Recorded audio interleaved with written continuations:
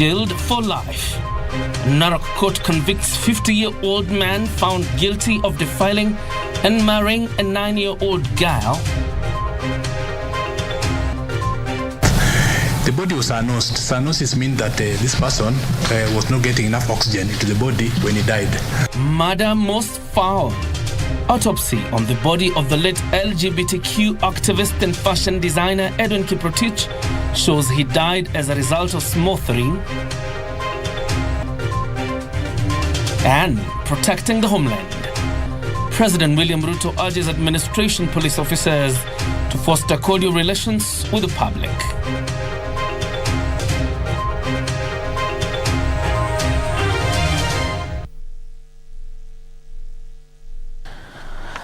Byron Abuli is a sign language interpreter. My name is John Jacob Curia. Welcome to the broadcast. President William Ruto has reiterated the government's commitment to ensure adequate security in the volatile parts of the country. Speaking when he presided over the passing out parade of a new cohort of administration police officers at the National Police Training College, Kipkosi, the president pledged to end the cattle rustling and banditry menace in his tenure. The head of state at the same time urged the new officers to foster a cordial relationship with the citizens in order to enhance the police capacity to keep society safe.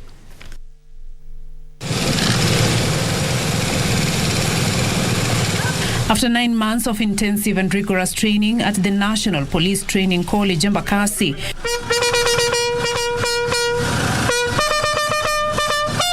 and close to 3 months of tactical training at the Kedong Field Training Camp, 1,995 recruits took oath of office as they graduated to become fully fledged law enforcers in the administration police service. I will at all times do my utmost to preserve peace. President William Ruto challenging the new cohort to be mindful of national values and strive to be citizen-centered as they discharge their duties in serving the country. May the Almighty God protect you and bless the work of your hands. And may He grant you the wisdom and fortitude to serve with distinction, even when you're faced with challenges and dangerous situations. While noting that many complex and diverse security challenges facing the country and the region,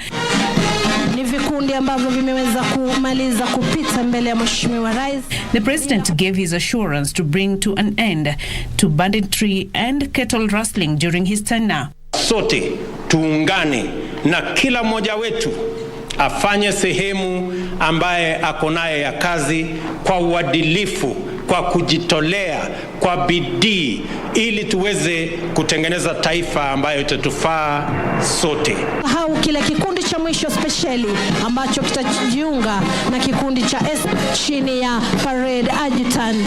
At the same time, Ruto made a clarion call to the security organ within Nairobi to assist in greening the country in line with the efforts of combating climate change. Nauliza wanajeshi, askari wetu wa polisi, askari wetu wa prison wanaoishi hapa Nairobi, watusaidie kupanda miti milioni 10 hapa Nairobi, wakiungana na kaunti yetu ya Nairobi chini ya gavana wetu Mheshimiwa Sakaja. Nimemuuliza ya kwamba washirikiane na wizara yetu ya mambo ya mazingira, vile vile na Kenya Forest Service.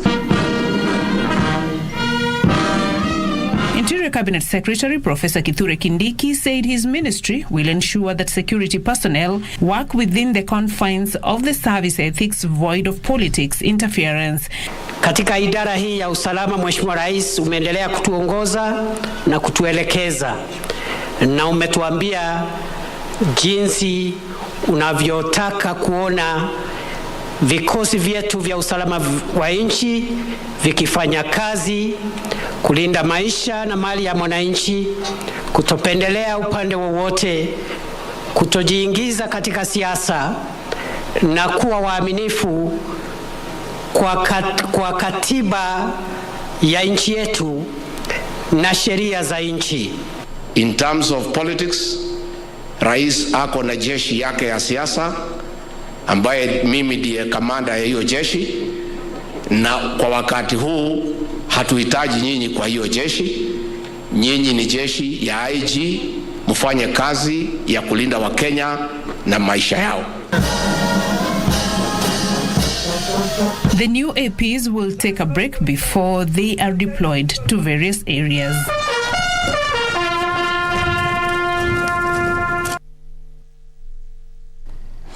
Now, a 50-year-old man has been convicted to life imprisonment by a Narok court after he pleaded guilty to defiling and marrying a 9-year-old girl in 2019. In her judgment, Narok Senior Resident Magistrate Phyllis Shiada said the heinous act committed by Saigulu Ololosereka had a permanent physiological and physical effect, as the young girl had undergone female genital mutilation before she was married and later underwent a cesarean section when giving birth. When Senior Resident Magistrate Phyllis Shinyanda called on the court clerk to read out the charges to Saigulu Ololosereka in the Maasai language that he best understood,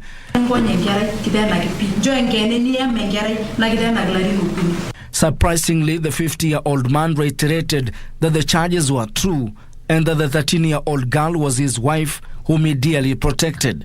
Consequently, the court convicted him to life imprisonment. The accused person is hereby sentenced to imprisonment for life.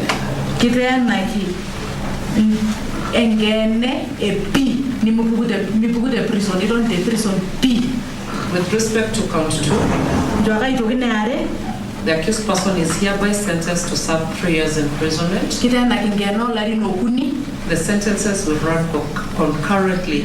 In a judgment, Shinyanda noted that Ololosereka, who will now spend the rest of his life in prison, showed no remorsefulness even after he was warned of the magnitude of the offense. According to Shinyanda, the fact that such offenses are common in the country, the stern punishment will serve as a warning to others with similar intentions. The marriage between the old man and the minor was discovered after the minor developed complications during delivery and had to be rushed to Narok County Referral Hospital, where she underwent a cesarean section but unfortunately experienced a stillbirth. Saigulu has 14 days to appeal the case in a higher court if not satisfied with the judgment. Ben Chumba, Prime Edition. 3 people have died after the vehicle they were traveling in ran over an improvised explosive device, IED, in Haile Bura East of Sub-County in a suspected Al-Shabaab attack. The deceased were leading a convoy of 2 other vehicles whose occupants escaped unhurt. Area County Commissioner Mboya Kprotich is calling on the public to remain calm, saying investigations to flash out those behind the heinous act are underway. The suspected Al-Shabaab attack in Bura East Sub-County left 3 people dead. Garissa County Commissioner Mboya Kprotich assured members of the public that they will arrest those behind the attack and restore peace and calm in the region. The government will continue with sustained operation so that these criminals can be flushed out. Meanwhile, 3 minors aged 4, 6 and 8 have been confirmed dead after their house in Kangundo was torched by unknown people on Tuesday night. Confirming the incident, Kangundo Sub-County Police Commander Zakari Bitok say no arrests have been made yet, but investigations are underway. So we are trying to piece up all the loose ends to see what might have happened. And the body of an unknown elderly man has been discovered in River South near the border of Navaholo and Lurambi constituencies in Kakamega County. Locals who discovered the body expressed their frustration over the slow response from the local authorities. Walifika lakini hakuna kitu chenye kilitendeka. Walituacha tu hapo hivyo hivyo na hiyo mwili. Tumengojea tena leo imefikia mwendo wa inakaribia saa 7, lakini bado polisi wanatuambia kwamba wanakuja. Finally, police in Khwiseru constituency in Kakamega are investigating an arson incident where an 80-year-old woman was allegedly burned to death by her grandson of a man she received as part of the Inua Jamii initiative. Khwiseru OCPD Kipiegon Kego, while confirming the incident, says the grandson was rescued from a mob by the police. Mambo ya pesa ya uzee ndiyo inafanya mama yangu ameenda mbinguni. However, officers rescued him and is now at the Sonak Hospital being attended. The fact that he is of unsound mind renders us to take a lot of time investigating and maybe take him to the psychiatrist. Yusufar reporting for Prime Edition. To another sad story from Meru, where 4 people have been, or rather have perished after a vehicle they were travelling in was involved in an accident at Ateru Gaiti in the Igembe south of Meru County. The deceased are said to be among more than 40 Miraa plackers who had boarded the overloaded Land Rover pickup. The injured were rushed to various hospitals in Meru County. Ateru Gaiti in Igembe South.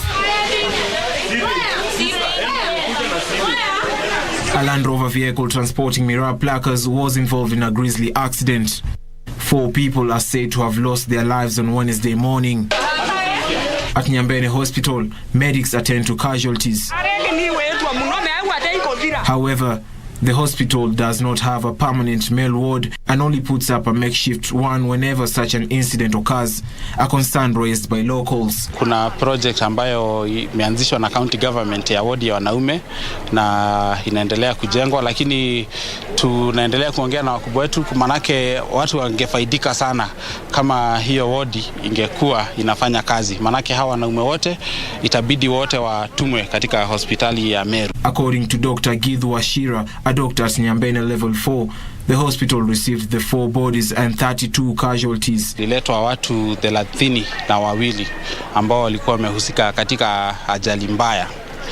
Madaktari wetu tunawashukuru sana, waliweza kujitolea, kila mtu kwa hospitali aliweza kujitolea, na pia wasamaria wema ambao waliwafikisha hospitali waliweza kuwashughulikia. Following the incident, Miraa transporters have been urged to be keen on the roads and avoid overloading. Ningependa sana kuomba na kuhimiza wakaaji wetu na hata wanaofanya kazi kwa hizi biashara za Miraa, kinga tunasema ni muhimu kuliko kutibu. Tunaweza kujizuia kutokana na ajali kama hii iliyotokea. Watu wazingatie sheria za kitrafiki na za barabara ili tuweze kuzuia ajali kama hii iliyotokea siku ya leo. Very sad. Now, 2 members of the public have moved to court challenging the issuance of 8.7 billion shillings in medical insurance cover for members of the National Police Service and the Kenya Prison Service. This is after 3 private insurers were allegedly issued the medical insurance contract contrary to the Public Procurement and Asset Disposal Act. There's then more from the courts. In an affidavit by Crispin Onyango Odhiambo and Henry Namiti Shitanda, the government got into a contract with NHIF in 2012 to offer comprehensive medical insurance cover for civil servants, including the National Police Service and the Kenya Prison Service. The contract expired in September 2022. This then was awarded to private companies, which include CIC General Insurance Limited, Britam General Insurance Company Kenya Limited, and Old Mutual General Insurance Limited, with a total tender sum of 8.7 billion shillings. Under the new cover by the private insurer, the National Police Service and Kenya Prison Service members allegedly risk losing benefits as the private insurers have allegedly moved to reduce the reimbursement from the previously issued 1,500 per person per visit to between 650 and 1,300 per person per visit. Elsewhere, a father who allegedly killed his son over domestic dispute in Kisii South has surrendered to the police at Gesonso and arraigned in court. Hiyo ombi lao weko ndani siku 7 wakifanya upelelezi. Before Kisii Senior Resident Magistrate Paul Motai was Sebastian Matundura, aged 60, from Ritanda village, who allegedly murdered Peter Matundura. However, he did not take play. This as a Nyamira Law Court has nullified the nomination of Dolphin Nyangara and directed Michelle Kemoma be gazetted as the Member of County Assembly under Gender Top Up category, Nyamira County Assembly. This was not a resident of Nyamira, she was not a voter of Nyamira, and she did not understand the interest of the people or the women of Nyamira County. I completely understand the challenges that my people are facing, and I'm sure from where I sit, I am convinced that I will serve them to the best. I'll give them the best. Let them storm those county assemblies when they resume in February and flush out those illegally nominated MCAs and man those assemblies. Finally, 3 police officers, Sergeant Daniel Lumbua Muthini, Corporal Eliud Kipkosi and Constable Stanley Gitonga, will be detained for a day to allow investigations into an alleged attempted robbery with violence offense. The 3 were arrested on the 9th of January this year after they attempted to rob a Forex Bureau operator in Nairobi. The rest of the investigations could be completed even when the respondents are out on bond. So for that reason, the respondent will be remanded in custody for 1 day. Seraphin Nairobi for Prime Edition. The Corridors of Justice. That story by Seraphin Nairobi takes us to a very fast breather on Prime Edition, but don't go too far. With more news lined up for you, including business and sports.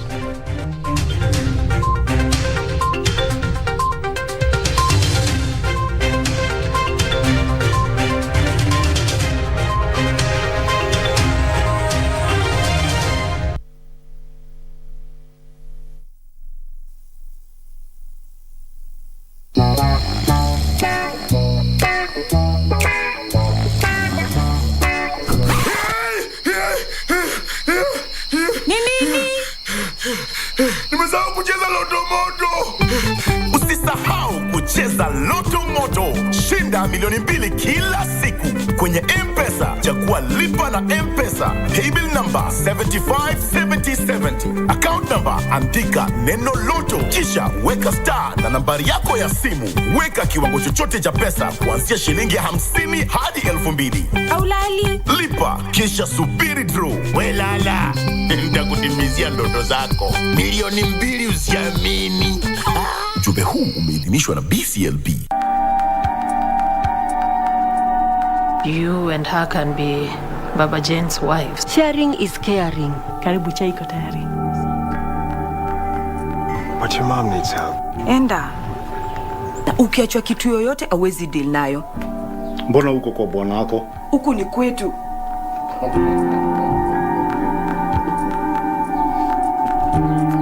I've never killed anyone before. If mom is not happy, I can't be, yeah? Could you please come over? Mark is trouble. Yaani utaki niingia hata kwako? Mixing business with personal matters. Baba Jane. I love you so much, Krista. Are you too serious about this marriage business?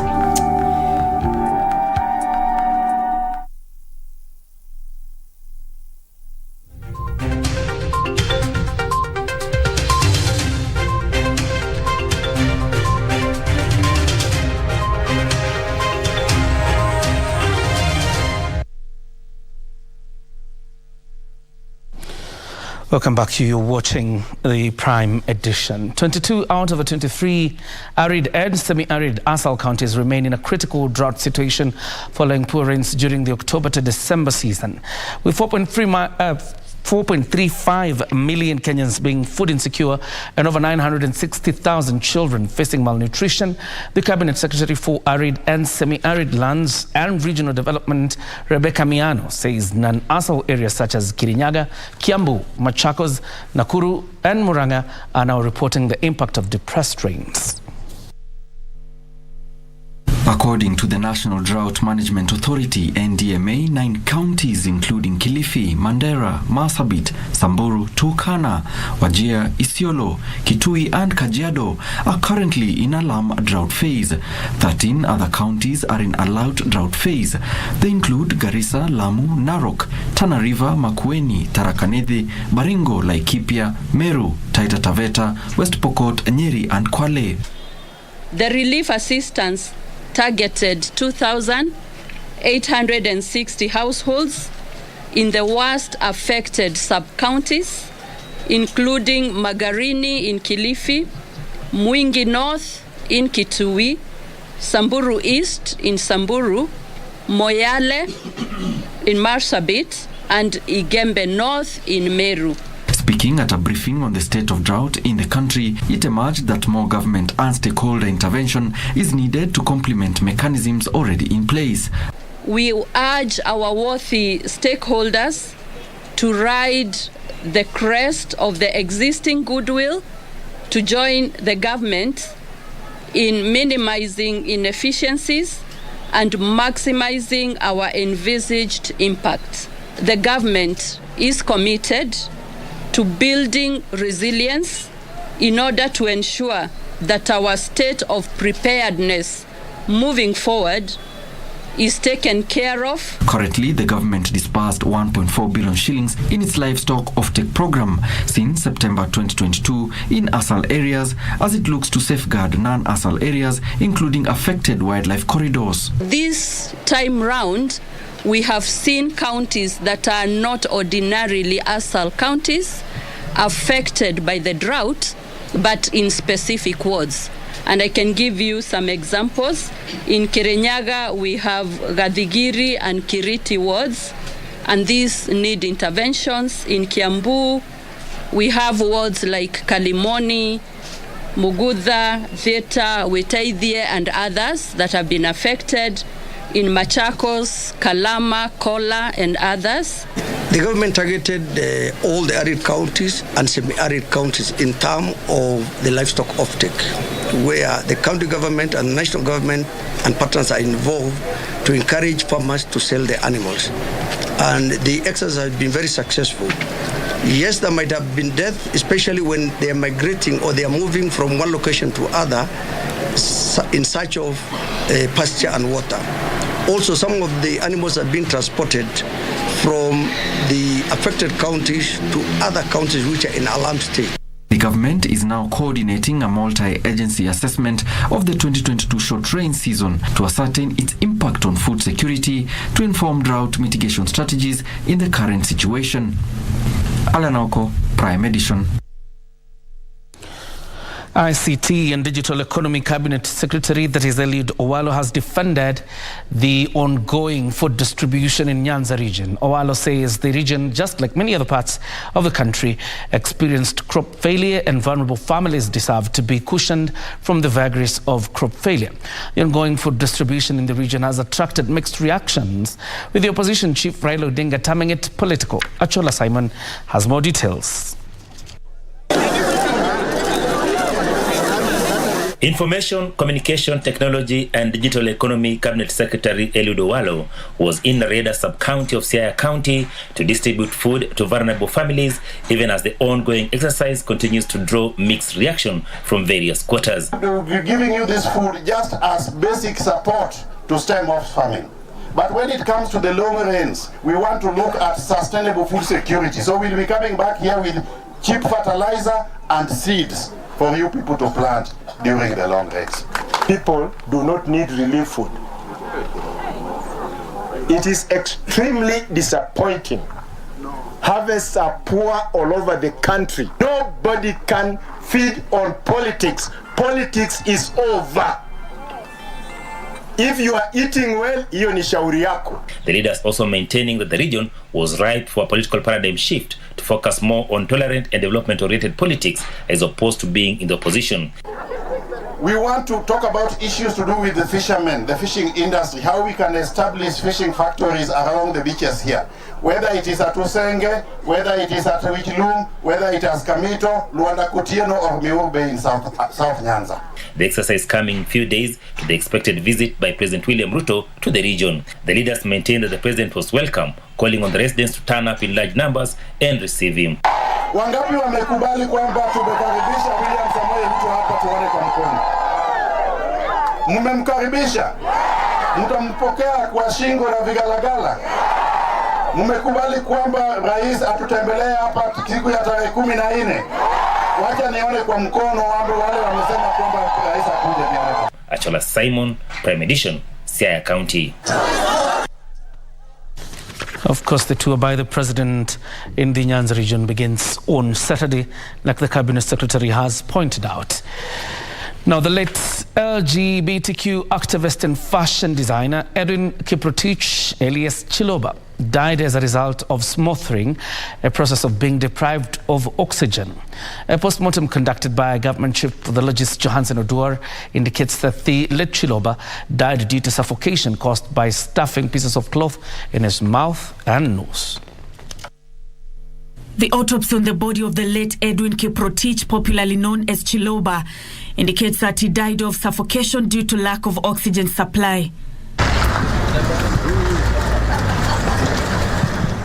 Government Chief Pathologist Johansen Oduor, who conducted the autopsy at the Moi Teaching and Referral Hospital, said that Chiloba died of smothering and that his brain was swollen due to lack of oxygen. Oduor noted that apart from the injuries discovered in his mouth and nose, there were no signs of physical injuries on his body. There was something tied on the mouth and nose, a piece of jeans trouser which was blocking the mouth and the nose. There were socks which are also been stuffed in the mouth and the nose. In the mouth, actually, socks were stuffed in the mouth. There are 3 pairs of socks which you saw inside the mouth. The body was cyanosed. Cyanosis means that this person was not getting enough oxygen into the body when he died. More tests will be conducted to establish whether Chiloba was drugged prior to being suffocated. I didn't see any injury at all when I look at the body. When I open up the body, the brain was swollen, and swelling of the brain is seen in people who have what is called asphyxia. When you lack oxygen, which gets into your brain, it gets swollen. There are also injuries inside the mouth. We saw a lot of injuries inside the mouth and on the tongue. Other organs were normal, other than being decomposed. Chiloba's body was found stashed in a metallic box in Kapsaret, Singishu County last week. 5 suspects are in custody in connection to the murder, among them Jackton Odhiambo, the main suspect, who is believed to be the late Chiloba's acquaintance. Nancy Okware, Prime Edition. The National Environment Management Authority is putting on notice those defying the plastic paper ban, saying anyone caught will bear full responsibility.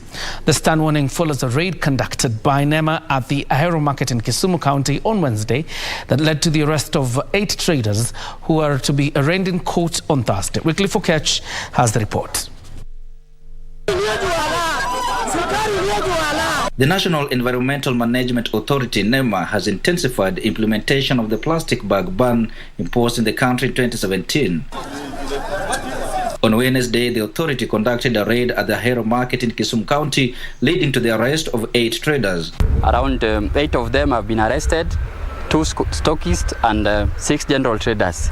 Now, the message we are telling the public is that this ban has been implemented for some time now, since 2017. And the authority is committed to ensure that Kenya is a plastic-free country, and we are warning the public to desist from the use of the flat bags, which is still common in Kenyan markets. And while some sections of traders accuse the authority of selective application of the ban, NEMA maintains the ban excludes bags used for the industrial packaging, adding that anyone caught with the outlawed flat paper bags risk a jail term of 2 years or a fine of up to 4 million shillings or both. There are what we call the Uru bags.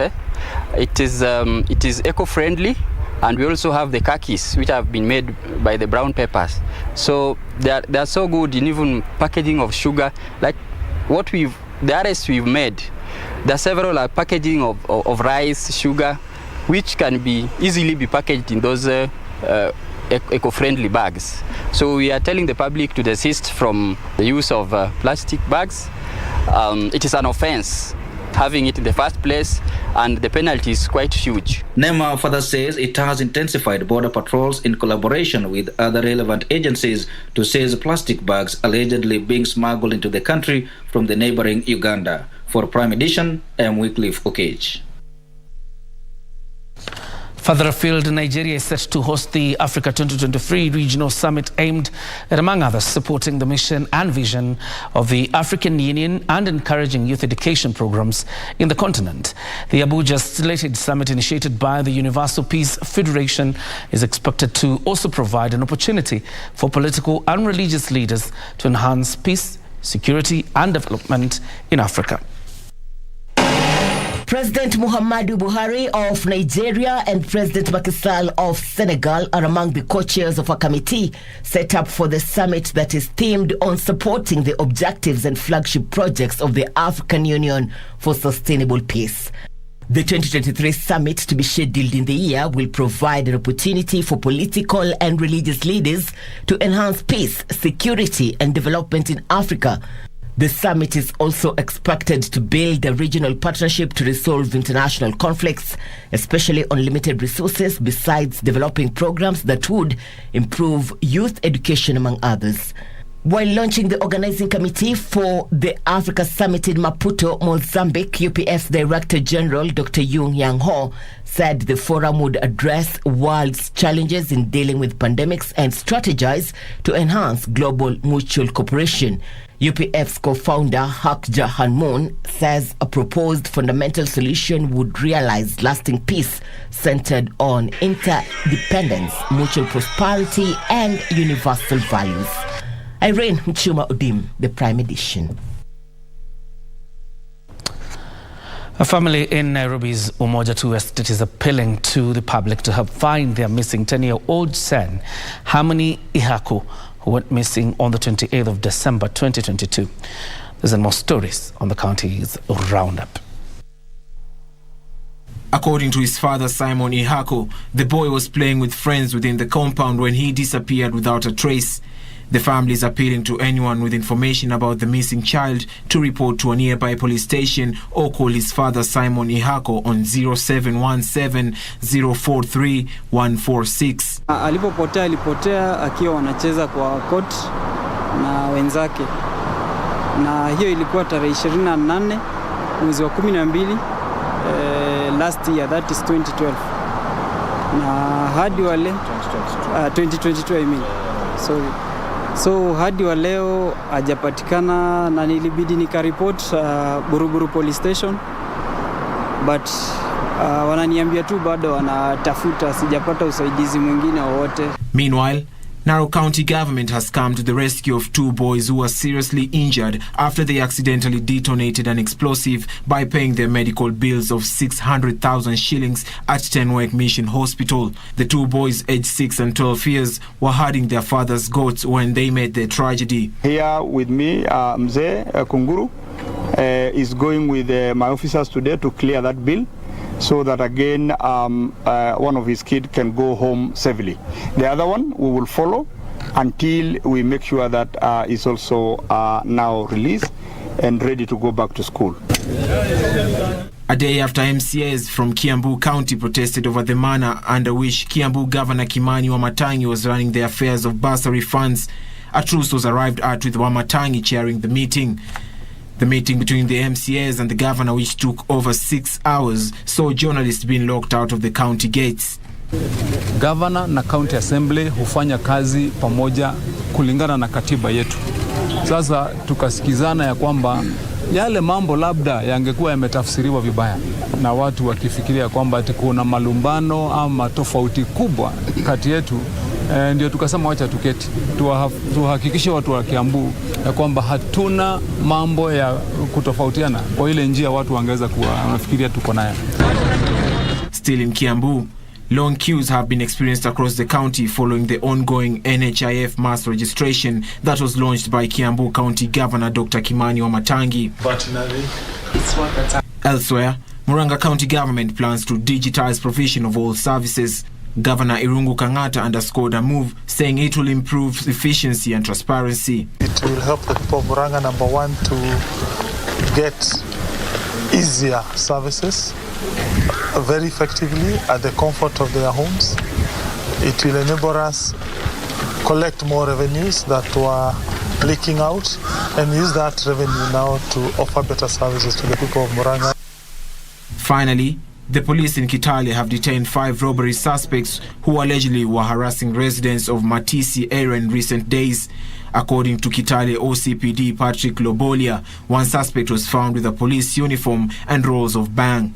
We've managed to arrest most of the suspects, and among the suspects, we've arrested a young person in his early 20s who was wearing a smoke jacket. And the person is among a gang terrorizing people of Matisi area, Falklands, and Mitume areas.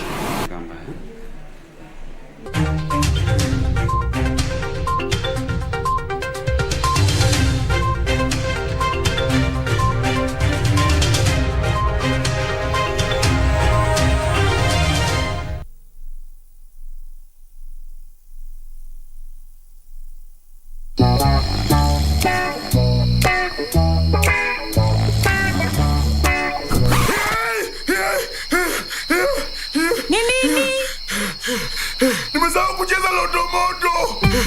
Usisahau kucheza Loto Moto. Shinda milioni 2 kila siku kwenye M-Pesa. Chagua lipa na M-Pesa. Paybill number 757070. Account number andika neno Loto. Kisha weka star na nambari yako ya simu. Weka kiwango chochote cha pesa kuanzia shilingi 50 hadi 2000. Aulali. Lipa kisha subiri draw. Welala. Nitakutimizia ndoto zako. Milioni 2 usiamini. Ujumbe huu umeidhinishwa na BCLB.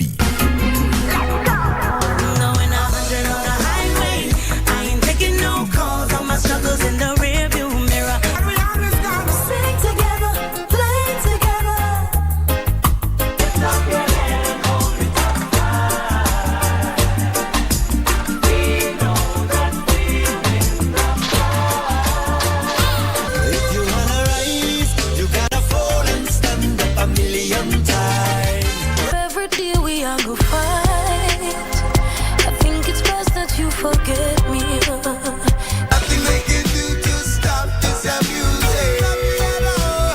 Sins of the Father are visited from all in a never-ending circle.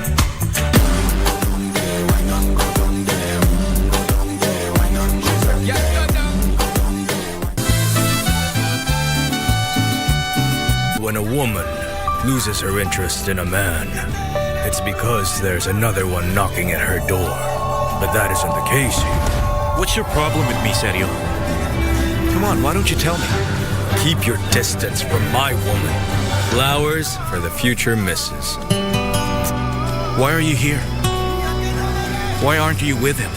Coming here was a mistake. Do you know what I think the real mistake in all of this is, Fabiola? It is meeting you. What are you doing in here? You know that this is my room that you're in. Rodrigo. Who is this Rodrigo you were talking to?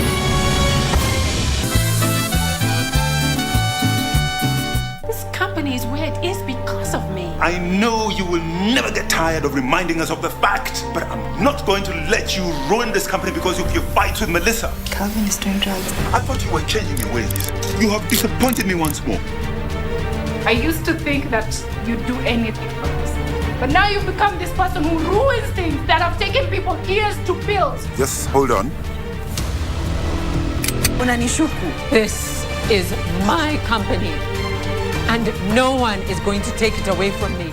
Forget about it!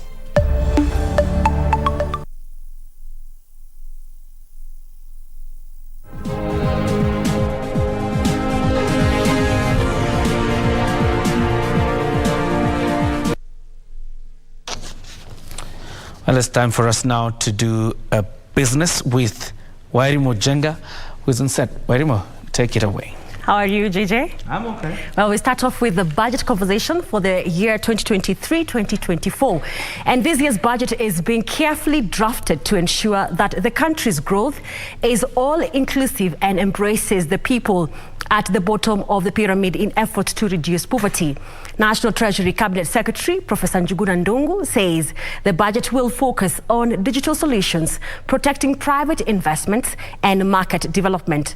Professor Ndungu says the government will reduce non-core recurrent expenditure and prioritize completion of 437 stalled projects. The 3-day public hearing and participation exercise for the next national budget kicked off today in Nairobi to secure your input on what should be prioritized. During the official opening of the public sector hearings, National Treasury Cabinet Secretary Professor Njuguna Ndung'u said this year's budget is expected to address the macroeconomic challenges, tame inflation, debt, high cost of living and drought. Tell you that from the literature and all the things that I've read through, the outlook for 2023 is not looking very good. There are clear signals that it's going to be a tough year. But the global economy is one good example in terms of where we are going. Multiple factors are likely to come into play and affect the growth prospects that the government of Kenya will continue to pursue a process or a strategy of fiscal consolidation to push for a platform for debt sustainability. Professor Ndung'u said emphasis will be on aggressive revenue mobilization, including policy measures to bring on board additional revenue. The strong outcome in revenue collection in the year 2021-2022 offers some strong base in terms of supporting the expenditure estimate. We must work on our physicals in terms of reducing our deficit and work on our revenues so that we have a more balanced budget. The government will continue to reduce recurrent spending through cutting down on non-priority expenditures such as domestic and foreign travels, communication, printing, training, hospitality, fuel, purchase of furniture, purchase of motor vehicles, among others. We see that a lot of ministries are making a request for money they have a lot of requirements. But we are not able to support them because of the revenues that we are getting, which are not enough. In other words, expenditure requests continue to be greater than the available resource envelope.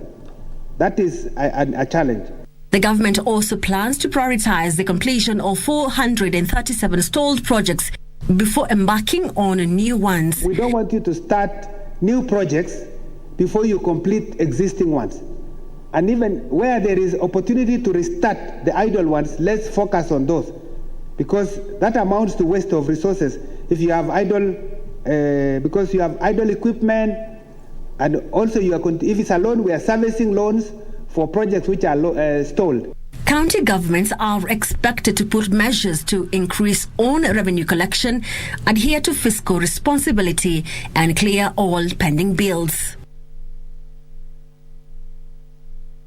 Still on the budget, the government should increase budgetary allocation to health to ensure drugs and key equipment are availed in public hospitals.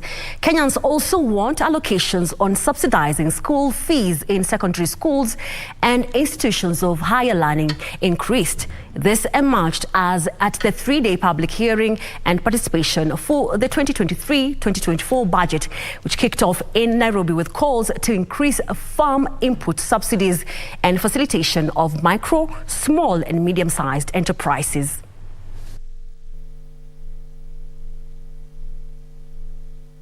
We hope that more focus will be towards subsidies that will facilitate production in agriculture, production in the core areas of food. Taxpayers expect that there will be reduction or kind of relief on tax, especially the young people who are in small micro enterprises. Hii budget ambayo inakuja, ningependa tu kuhimiza serikali waangazie sana sekta ya security na agriculture. I expect a lot of under-absorption in particular projects, and therefore I think one of the easiest ways would now to reallocate those monies that realistically cannot be absorbed by these ministries into areas of intervention. For example, the recruitment of 30,000 teachers. Kama hata upande wa bursaries, serikali lete zile pesa ambao wana disperse kwa bursary siwekwe pamoja, alafu kama ni kupelekwa shuleni zipelekwe shuleni direct, si ati wapewe wale wabunge. Ministry kama ile education inatakikana waweke pesa, kwa sababu saa hii wananchi wanateseka hapa kwa sababu ya njaa, na hata ya agriculture education pia. Tuangalie katika hii budget, waangalie wafanye biashara, wasitafute ile njia ya kutafuta kura, mambo mazuri matamu, lakini baada ya kupata hakuna kitu tunaona. Naomba katika bajeti hii basi ni rais wetu atuangalie sasa sana, hasa sisi walemavu, manake tuko kwenye matatizo mengi sana. Now, tea factories in the Western region have been forced to reduce their tea prices to attract buyers at the Mombasa auction. Tea from the west of the Rift Valley have been struggling to attract buyers at the Mombasa auction after the government set the minimum buying price at $2.46 per kilo. In July 2021, the Ministry of Agriculture introduced a minimum price for Kenyan tea at the auction, in a move that was aimed at protecting farmers from fluctuating tea prices. However, the move has seen a pile-up of tea from the west of the Rift Valley at warehouses after facing challenges to attract buyers at the auction due to the pricing. According to the directive by the Ministry of Agriculture, minimum price for a kilo of Kenyan tea is at $2.46 per kilo at the auction, a figure that traders have disputed, instead calling for a free market to dictate prices. To attract buyers, Kapsara Tea Factory is the latest factory yet to review its prices downwards, directing to $2.30 per kilo. The KTDA-affiliated factory board says it is concerned with the rising quantity of its unsold tea at the Mombasa auction warehouses, which has been piling since July 2021. The development comes days after half of the tea offered at the auction by Kenya Tea Development Agency affiliated factories in the Western region were withdrawn from the trading floor after failing to attract buyers. Benson Drioba for Prime Edition. National Irrigation Authority is encouraging crop diversification in irrigation schemes to add the country's food basket during the drought season. Tana Irrigation Scheme Manager Kiremi Kiregia says, or rather assured water supply throughout the year should be a motivation for farm segmentation where multiple harvests per season and crop rotation are adopted to increase yields. Where once only one crop would reign in these farms, farmers are now being given options in order to ensure they make ends meet.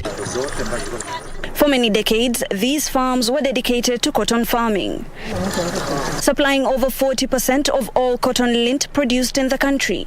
Now, farmers have the option of segmenting farms for different crops that have different seasonal needs. It is a well-known principle that when you do crop rotation, you improve your soil, the quality of your soil, and even the production from your crops increases.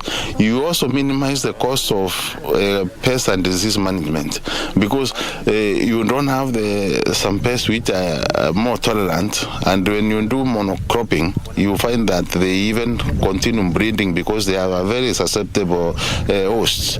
We start from maize, sunflower, rice, onion, tomatoes, watermelon, simsim, all those green gram, all those do well here in the scheme. Kirimi says oil crops such as sunflower and kwamboka rice are proving to be a favorite with farmers here, given its high demand and returns. New crops like rice, which now has been able even to transform our cropping activities in a very big way, and sunflower, a wheat crop, which has gained some attraction. They say the adoption of crop rotation has helped ensure better quality yields for local consumption as well as exports. Despite Tana Irrigation Scheme being the oldest irrigation scheme in Kenya, having been started in the year 1953, new technology and progressive biodiversity practices are the norm here, and farmers are receptive to overcome the nagging challenges they face. Mimi nitatoa wito kwa serikali, especially serikali kuu, ituwezeshe kutafutia soko zaidi, kwa sababu kuna factory mingi ambazo zinachukua hiyo mmea wa sunflower. So ningependa kama kuna usaidizi wowote ama kungekuwa na mbinu badala ya kutuwezesha ile sunflower ichukuliwe pale katika store. Sunflower farms as far as the eye could see. However, farmers are lamenting that market is still a challenge that needs to be addressed. Hibak Said from Tana River County for KBC Channel 1. Well, thank you, back for that story all the way from Tana River County. Now, that marks the end of business news for tonight. And now hand you over to JJ Courier with today's sports update. But that is after this short commercial break. My name is Wairi Mujenga. Have a good night.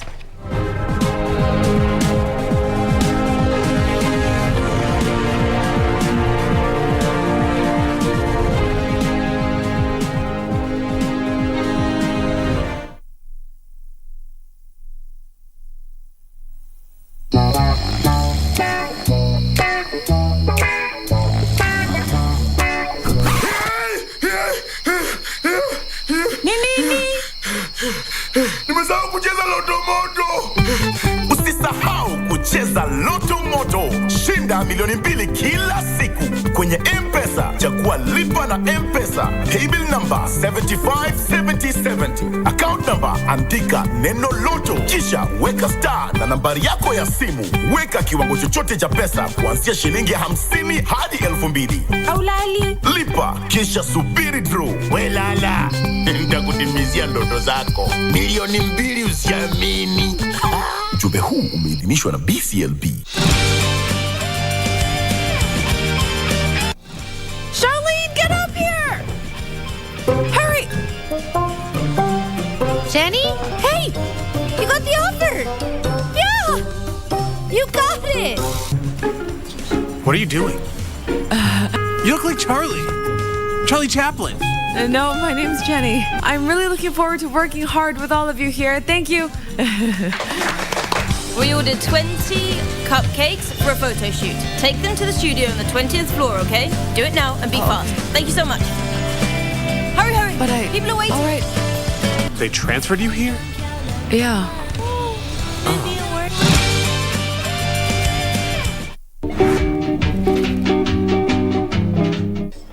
Nasikia uchungu kila mahali. Hapa sini kidogo. Wasa. Alishona kasahau cotton ndani ya mwili. Yes, akaacha ndani ya mwili. Doctor. She want to kill my wife. Mambo ya kudunga sindano na wewe ni watchman. Inapelekana namna gani? Ulionyesha mimi ni dungange shindano kwa sababu. Nakuuliza inapelekana namna gani? Inapelekana ni mgonjwa na kudungwa. Mgonjwa kimesa pamba unafanya nini? Symptoms za kumeza na za kuachwa ni very different. Hata kukula pamba ni wewe ndio, you are a doctor. Na wewe ndio hata pipi yangu yuko ndio huyu. Kama hujui kizungu ongea. Okay, don't leave makasi inside the stomach of the human being.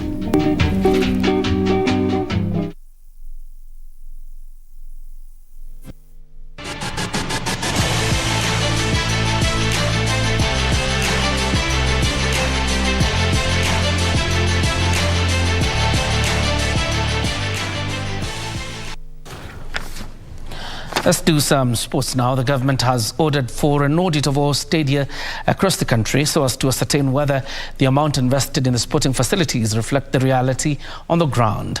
Meanwhile, Sports Cabinet Secretary Ababu Namwamba says the upgrade of Mboya and Jokere Stadium in Embu County will commence early February. Sports Cabinet Secretary Ababu Namwamba says he has already written to the Office of the Auditor General to carry out a special audit and file the report in 2 months that will inform the next course of action. Speaking when he toured Embu County to inspect Mboya and Jokere Stadium, Namwamba said there was no value for money in most of the stadia. He declared the poor state of Mboya Stadium that he said to have cost the taxpayers 180 million shillings. Tumeweza kuangalia katika hii area ya Jokere mahali tutaweza kujenga hiyo stadium kwa sababu ni stadium ya kisasa, na tumeongea mambo mingi kuhusu sports, vile tutaweza kufanya kazi na Ministry ya Sports na Department ya Sports hapa Embu County. Tayari nimemwandikia Auditor General, mrasibu mkuu wa serikali, kumuomba afanye special audit kwa fedha zote ambazo zimetumika kwa viwanja Kenya nzima, na wale ambao watapatikana ya kwamba walifuja pesa za umma, basi kuweni tayari kuwajibika. Kuweni tayari, kwa sababu hatuwezi kuwa tunaharibu fedha za umma, tunadunisha maendeleo ya wananchi wetu, alafu tunafanya vijana wetu kuchezea kwa hali kama hii. Haistahili hata kidogo. The CS said Jokere Stadium will be upgraded to a state-of-the-art stadium. The upgrade of the 2 stadia is set to commence early February. And of course, one of those stadia will host the Madaraka Day celebrations that are slated for the 1st of Jan. Visitors Bunyore Starlets pulled a 2-1 upset over Thika Queens in their FKF Women Premier League midweek match played at Thika Stadium. Meanwhile, Vihiga Queens trounced Kayole Starlets 3-0 at Camp Toyoyo grounds. Madeleine Irene scored the opening goal for Bunyore Starlets 2 minutes before half-time. Thika Queens leveled the score through Chris Koch's goal in the 51st minute.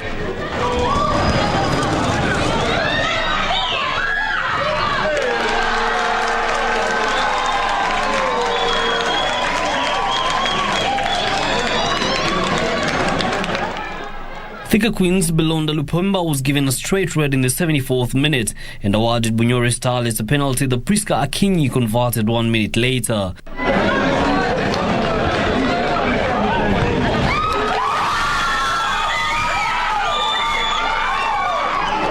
Nafurahia mechi ya leo sababu nimeweza kupata 3 points, kwani compare the last season ile ya Kiateka we came here the beat us by 4 goals to 1. Today we have turned the tables. We have won by 2 goals to 1. So it's a good progression. Last match we were at Wadadia away. We got a point. Today we have been in Thika. We have gotten 3 points. So it's a plus on our side. Game imekuwa poa. Wamecheza poa according to instructions. But inakwanga hivyo. Lazima kuwe na mshindi na mshindwa. So kitu tutafanya ni tutarudi kwa drawing board. Tujue mistakes zetu ni gani. Sasa tujipange. Next game tuna face Ulinzi. So we are going to strategize vile tutachukua hiyo game na vile tutashinda mechi ya Ulinzi. In other matches, Vihiga Queens trounced Kayole Starlets 3-0 at Camp Toyoyo grounds, while Gospel Women humbled Kangemi Ladies 4-0.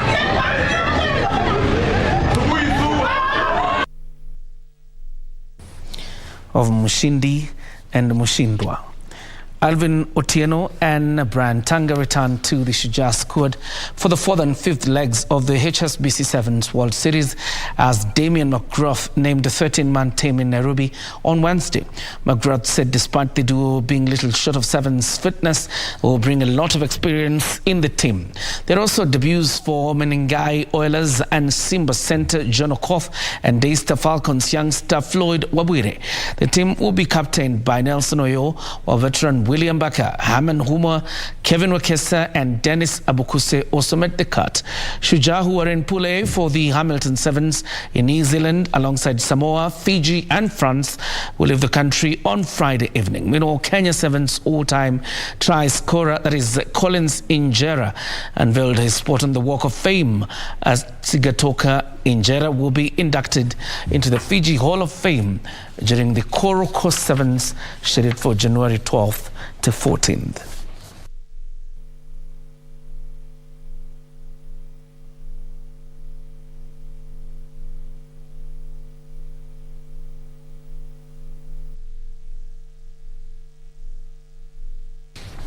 Preparations are in top gear ahead of the 9th edition of Kenya Inter-County Sports and Cultural Association Kipkosi Games, slated for 14th to 21st of January in Kisumu County.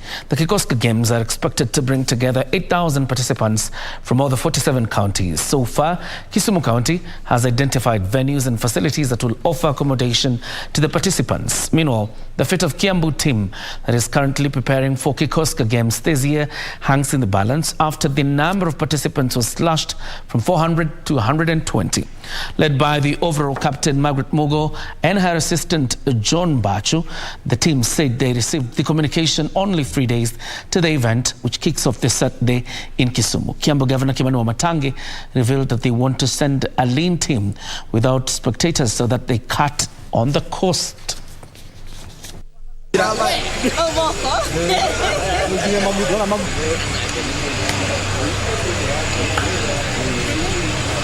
Tuelezewe ni namna gani ambayo ilitumika diposa wale walichujwa wachujwe na ni kwa nini walichuja wachezaji wengine. Sisi kama team, kwa sababu team ni kitu ambayo iko pamoja na ni unity ambayo tunashikana, kwa sababu wakati ambapo tumekuwa tukienda hizo kikosi kazi zingine tumekuwa tukienda kama team. Kwa hivyo sisi kama wachezaji wale wengine wamechujwa, hatutaitikia wengine waende na sisi tubaki. Kama hakuna kikoska ya watu wote, hakuna kikoska ya Kiambu. We recommended the funding of a lean team, the team that is going to be playing for the county in some of the disciplines that the county participates in mostly. And what we said is the people, maybe majority who normally go for cheerleading and so on, that is okay. But for this time, the county has financial constraints. Led a record-breaking shooting display from the free throw line as the Miami Heat claimed a 112-111 win over the Oklahoma City Thunder. Miami made all 40 of their free throws, breaking the record of 39 for 38 made by Utah against Portland in 1982. With 23, Butler has tied with Dominic Wilkins for the second highest number of full shots in a game without a miss. Butler scored a game-high 35 points in total. His final free throw with 12 seconds remaining, proving to be the game winner as Shai Gilgeous-Alexander's attempted 3-pointers for Oklahoma City bounced off the rim. Meanwhile, Stephen Curry and Joel Embiid came back from an 11-game absence with a shoulder problem and scored 24 points for the Golden State Warriors, including 5 3-pointers. Golden State Warriors experienced 125-113 home defeat by the Phoenix Suns, for whom Mikal Bridges top scored with 26 points. Because Klay Thompson was leaning on Sarge, he knew it. He bodied him up and cleared some space to get that shot up. Beautiful. Washington in his second year, he played with Indiana last season. Biombo.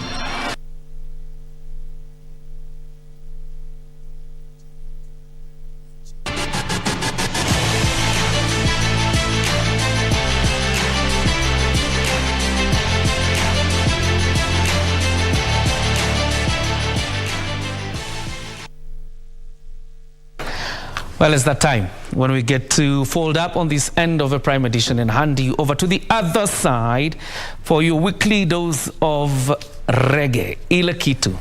Habari zenu? Poa sana. Wagwan Rasta. Wagwan. Happy New Year. It's a new year. Happy New Year. Yeah, good to see you. I mean, it's nice to see you too. What is on the playlist today?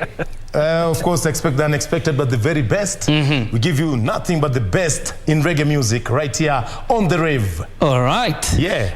Bob Marley for me will do. Any of Bob Marley. Any day, any time. Thank you very much. All right. So handing you over to the team that is in charge of The Rave. And we fold up on this other end. God bless you. Have yourself a good night. Of course, keep watching KBC Channel 1 because indeed, Kenya is watching. Byron Nabuli was a sign language interpreter. My name is John Jacob Kuria.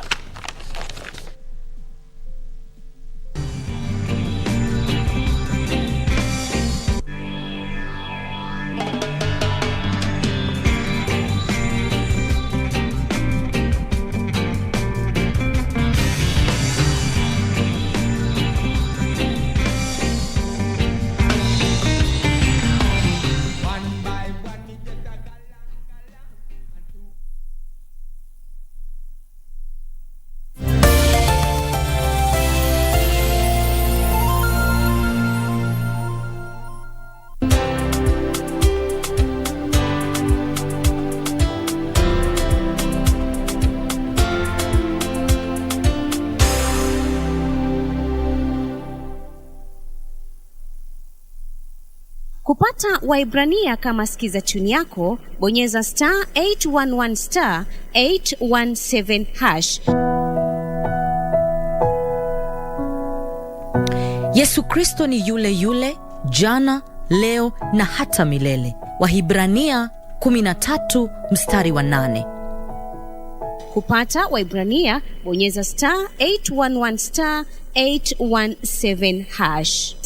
*811 *817#. Wiki hii kwenye Mkulima tutakujuza kuhusu kilimo